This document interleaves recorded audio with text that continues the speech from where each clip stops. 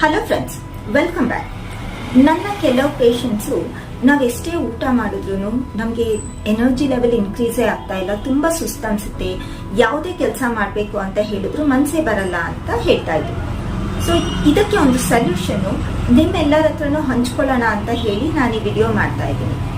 General ಆಗಿ ನಾವು ತಗೊಳ್ಳೋ ಆಹಾರದಲ್ಲಿ ಎಲ್ಲಾ ತರ ನ್ಯೂಟ್ರಿಯೆಂಟ್ಸ್ ನ ಅಬ್ಸರ್ವ್ ಮಾಡೋದು ಸ್ಮಾಲ್ ಇಂಟೆಸ್ಟೈನ್. ಬೇಟ್ ವೈಟಮಿನ್ಸ್ ಇರ್ಬೋದು, ಮಿನರಲ್ಸ್ ಇರ್ಬೋದು, ಪ್ರೋಟೀನ್ ಇರ್ಬೋದು, ವಾಟರ್, ಮ್ಯಾಕ್ಸಿಮಮ್ ಎಲ್ಲ ಅಬ್ಸರ್ಪ್ಷನ್ ಸ್ಮಾಲ್ ಇಂಟೆಸ್ಟೈನ್ ಅಲ್ಲಿ ಆಗುತ್ತೆ. ಯಾವಾಗ small intestine energy level vary ಆಗಿ ಆ ಅಬ್ಸರ್ಪ್ಷನ್ ಸರಿಯಾಗಿ ಆಗ್ತಾ ಇರಲ್ವೋ ಆಗ ನಮ್ಗೆ ತುಂಬಾ ಟಯರ್ಡ್ ಅಂತ ಅನ್ಸುತ್ತೆ.